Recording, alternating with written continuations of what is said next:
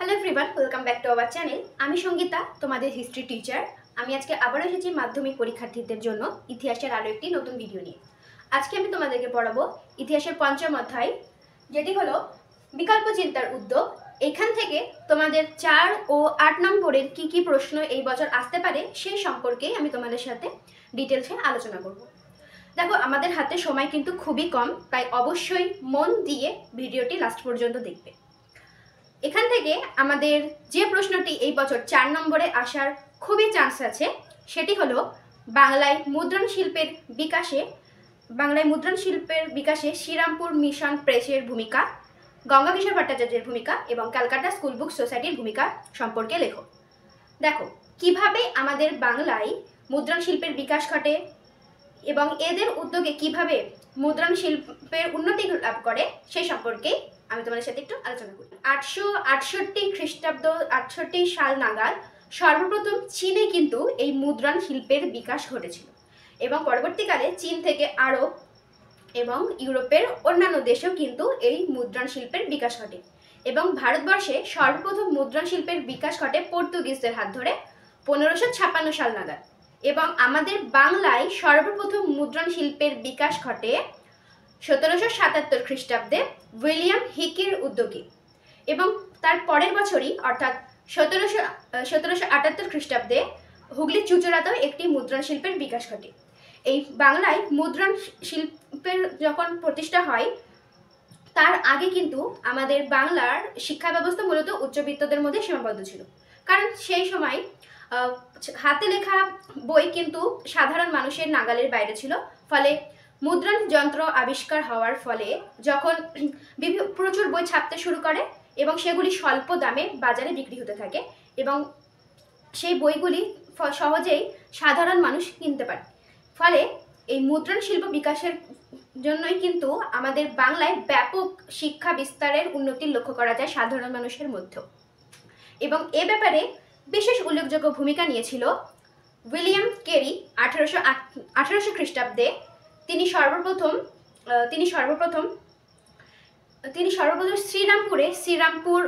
Serampore mission press নামে একটি ছাপাখানা গড়ে তোলেন এবং এটি কিন্তু সেই সময় এশিয়ার সর্ববৃহৎ এবং বিশ্বের অন্যতম একটি ছাপাখানায় পরিণত হয়। এই বাংলার শিক্ষা বিস্তারের উদ্যোগে এই প্রেসের ভূমিকা যে কতখানি, এই প্রেসের অবদান যে কতখানি তা বলার অধিক। এই প্রেস থেকে কিন্তু সেই সময় বাংলা, হিন্দি, আরবি, সংস্কৃত, ওড়িয়া প্রভৃতি ভাষাতে কিন্তু বাইবেলের অনুবাদ শুরু হয়। এছাড়াও রামায়ণ, মহাভারত প্রভৃতি বিভিন্ন ভারতীয় সাহিত্য এবং বিভিন্ন গবেষণামূলক গ্রন্থও কিন্তু এই প্রেস থেকে ছাপা হতে শুরু করে এবং উইলিয়াম কেরি, উইলিয়াম ওয়ার্ড ও মার্সম্যানের উদ্যোগে কিন্তু বাংলায় গণশিক্ষার বিস্তার লাভ করে। এরা প্রেস থেকে কিন্তু পাঠ্যপুস্তকগুলি ছাপিয়ে তা স্বল্প মূল্যে গ্রাম ও শহরের সাধারণ মানুষের কাছে পৌঁছে দেয়, ফলে সাধারণ মানুষও শিক্ষা লাভের প্রতি বিশেষ আগ্রহী হয়ে ওঠে। এছাড়াও এর পাশাপাশি বিভিন্ন প্রেস গড়ে ওঠে সেই সময়তে, যার মধ্যে অন্যতম ছিল 1818 খ্রিস্টাব্দে প্রকাশিত ক্যালকাটা স্কুল বুক সোসাইটি। এই ক্যালকাটা স্কুল বুক সোসাইটির উদ্যোগে আন্ডারে কিন্তু আবার বহু স্কুল গড়ে ওঠে এবং এই স্কুলগুলিতে পড়ার জন্য বহু পুস্তক আবার ছাপতে শুরু করে এবং তার ছাত্রছাত্রীদের মধ্যে অল্প মূল্যে কিন্তু সেগুলি পৌঁছে দেওয়া হয় এবং গ্রামাঞ্চলের সাধারণ মানুষদের মধ্যেও শিক্ষার বিস্তার ঘটানোর উদ্দেশ্যে উইলিয়াম কেরি 1816 খ্রিস্টাব্দ নাগাদ স্থানীয় আভাস সম্বন্ধে একটি প্রতিষ্ঠা স্থাপন করেন এবং বাংলার শিক্ষা বিস্তারের উন্নতি ঘটানোর জন্য তিনি সেই সময় মধ্য বাংলায় প্রায় 103টি প্রাথমিক বিদ্যালয় স্থাপন করেন। সেই সময় সেই বিদ্যালয়গুলিতে ছাত্রছাত্রীর সংখ্যা ছিল প্রায় 6703 জন। এছাড়াও এই শ্রীরামপুরের মিশন প্রেসের উদ্যোগে সেই সময় শ্রীরামপুরে প্রথম ডিগ্রি কলেজ প্রতিষ্ঠিত হয়, যেটি ছিল সেই সময় এশিয়ার প্রথম ডিগ্রি কলেজ। এই অধ্যায় থেকে তোমাদের 4 নম্বরে আরও একটি গুরুত্বপূর্ণ প্রশ্ন আসার চান্স হলো যে বাংলায় বিজ্ঞান চর্চার ব্যাপারে বসু বিজ্ঞান মন্দিরের অবদান। দেখো, 19 শতকে বাংলায় অর্থাৎ ভারতে আধুনিক বিজ্ঞান চর্চার বিষয়ে যারা সব থেকে উল্লেখযোগ্য ভূমিকা গ্রহণ করে তাদের মধ্যে অন্যতম ছিল স্যার আচার্য জগদীশ চন্দ্র বসু। তিনি বিশ্বের বিভিন্ন দেশ ভ্রমণ করে আধুনিক বিজ্ঞান চর্চা বিষয়ে অনেক অভিজ্ঞতা লাভ করেন এবং তিনি এদেশে অর্থাৎ আমাদের ভারতবর্ষে একটি আদর্শ আধুনিক বিজ্ঞান প্রতিষ্ঠা গড়ে তোলার স্বপ্ন দেখেন। এরই উদ্দেশ্যে 1917 খ্রিস্টাব্দে 30শে নভেম্বর তিনি কলকাতায় প্রতিষ্ঠা করেন বসু বিজ্ঞান মন্দির বা বোস ইনস্টিটিউট। এই প্রতিষ্ঠানে তিনি আধুনিক পদার্থবিদ্যা, রাসায়নবিদ্যা, বায়োকেমিস্ট্রি, বায়োফিজিক্স, এছাড়াও উদ্ভিদবিদ্যা, রসায়নবিদ্যা এই সমস্ত বিষয় সম্পর্কে আধুনিক গবেষণা চালু করেন। এছাড়াও তার এই প্রতিষ্ঠানের মধ্যে দিয়েই ভারতের বিজ্ঞান চর্চা শুরু হয় এবং আচার্য জগদীশচন্দ্র বসু কিন্তু এই প্রতিষ্ঠানের মধ্যে দিয়েই এই প্রতিষ্ঠানে আমাদের মাতৃভাষাকে কিন্তু যথেষ্ট গুরুত্ব দিতেন। বাংলা ভাষায় তার লেখা অব্যক্ত এই বিজ্ঞান চর্চার বিষয়ে কিন্তু একটি গুরুত্বপূর্ণ গ্রন্থ এবং তার এই বিজ্ঞান চর্চাগুলি প্রসারের উদ্দেশ্যে কিন্তু তিনি তার প্রেস থেকে কিন্তু অনেক পত্রিকাও এ ব্যাপারে প্রকাশ করেন এবং রেডিও আবিষ্কারের ব্যাপারেও কিন্তু তার অবদান বিশেষ উল্লেখযোগ্য, যেটা আমরা সকলেই জানি। এই বসু বিজ্ঞান মন্দিরে তিনি দীর্ঘদিন গবেষণা চালানোর পরে কেসকোগ্রাফ নামে একটি যন্ত্র আবিষ্কার করেন, যার সাহায্যেই তিনি প্রমাণ করেন যে সমস্ত প্রাণীদের মতো উদ্ভিদেরও কিন্তু প্রাণ আছে এবং তাদেরও অনুভূতি শক্তি আছে। কিন্তু দুঃখের বিষয় হলো এটাই যে সেই সময় কিন্তু দেশবাসী জগদীশচন্দ্রের এই আবিষ্কার সম্পর্কে যথেষ্ট উদাসীন ছিলেন।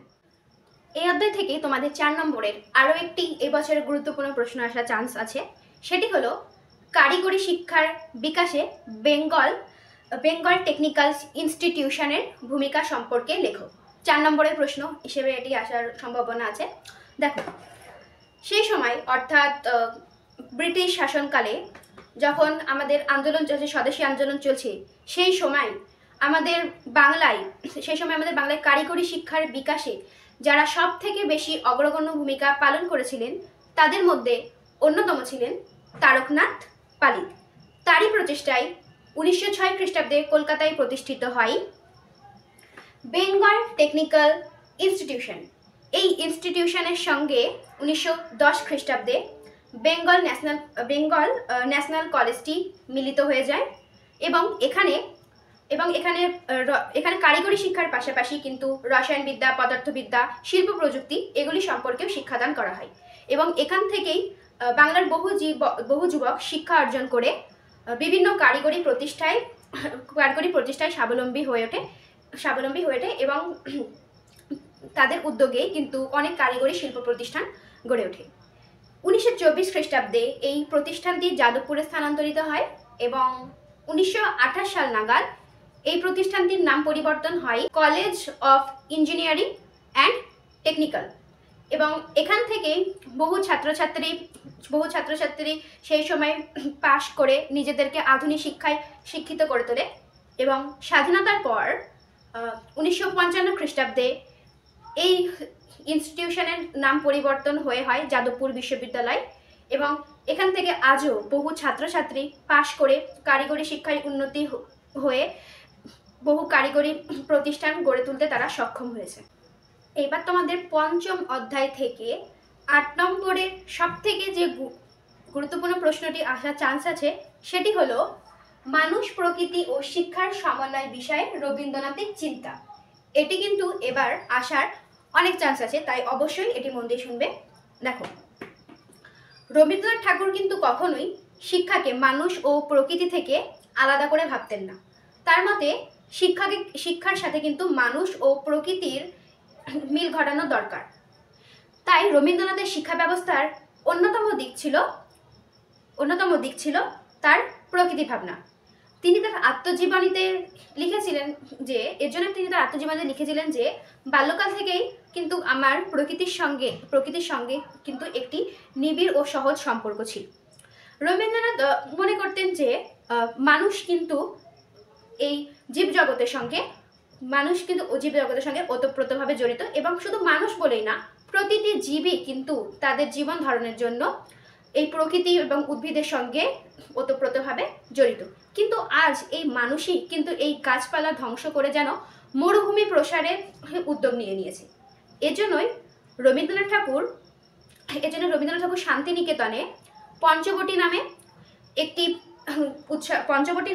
একটি বৃক্ষরোপণ উৎসব চালু করেন, যার মাধ্যমে তিনি প্রতি বছর বৃক্ষরোপণ উৎসব পালন করতেন। এবং রবীন্দ্রনাথের মৃত্যুর পর থেকে প্রতি বছর 22শে শ্রাবণ দিনটিতে শান্তিনিকেতনে বৃক্ষরোপণ উৎসব কিন্তু আজও পালন করা হয়ে থাকে।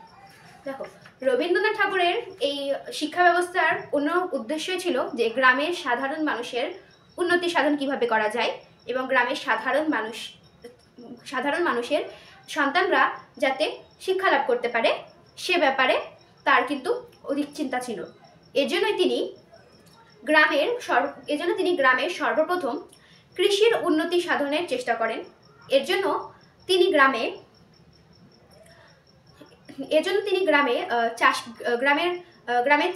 চাষিদের জন্য হিতৈষী তহবিল তৈরি করেন। এই তহবিলের মজুদ অর্থ দিয়ে কিন্তু গ্রামের রাস্তাঘাট নির্মাণ, তারপরে মন্দির মসজিদ সংস্কার, স্কুল মাদ্রাসা এগুলি প্রতিষ্ঠা করা। এছাড়াও তিনি চিকিৎসালয় প্রতিষ্ঠা করেন। এবং রবীন্দ্রনাথ শিয়ালদহতে একটি আদর্শ কৃষিক্ষেত্র প্রতিষ্ঠা করে, যেখান থেকে কিন্তু ট্রাক্টর, বীজ, পাম্প এগুলি কৃষকদের মধ্যে তিনি সরবরাহ করে এবং কৃষিক্ষেত্রে তিনি ব্যাপক উন্নতি ঘটানোর চেষ্টা করেন। সেই সময় কিন্তু আমাদের বাংলার উচ্চবিত্ত পরিবারের যারা ছিলেন তাদের উদ্দেশ্য ছিল কিন্তু তাদের সন্তানদেরকে হয় CIS বানানো বা অথবা তাদেরকে ব্যারিস্টার বানানো।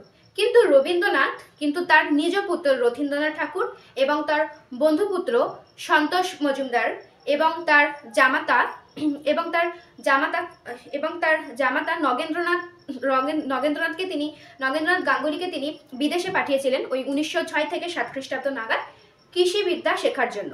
রবীন্দ্রনাথের উদ্দেশ্য ছিল কিন্তু এই কৃষিবিদ্যার মাধ্যমে আমাদের বাংলায় আধুনিক বীজ, সার, আধুনিক যন্ত্র ব্যবহার করে কিভাবে আমাদের উন্নতি ঘটানো যেতে পারে। এছাড়াও রবীন্দ্রনাথ শিয়ালদাহের কুঠিবাড়ির 80 বিঘা জমিতে কৃষি খামার গড়ে তোলেন এবং তিনি শিয়ালদাহ থেকে কুষ্টিয়া পর্যন্ত প্রায় 6 মাইল রাস্তা তৈরি করেন।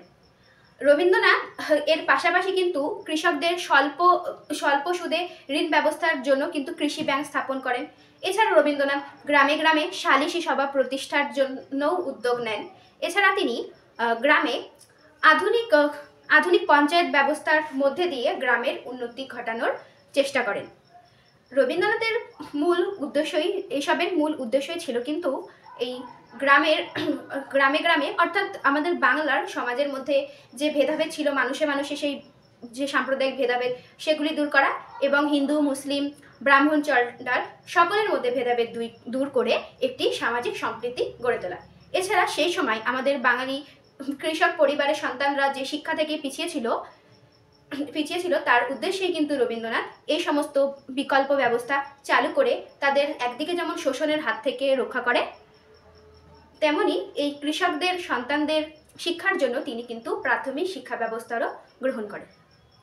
এটি এবার তোমাদের 8 নম্বরের প্রশ্ন হিসেবে কিন্তু আসার অনেক চান্স আছে, তাই অবশ্যই এটি ভালো করে পড়ে যেও। এরপর আমি তোমাদের সাথে 6ষ্ঠ অধ্যায় থেকে কি প্রশ্ন 4 নম্বরের ও 8 নম্বরের আসতে পারে সে সম্পর্কে আমি তোমাদের সাথে আলোচনা করব। আজকের মতো এখানেই শেষ করলাম।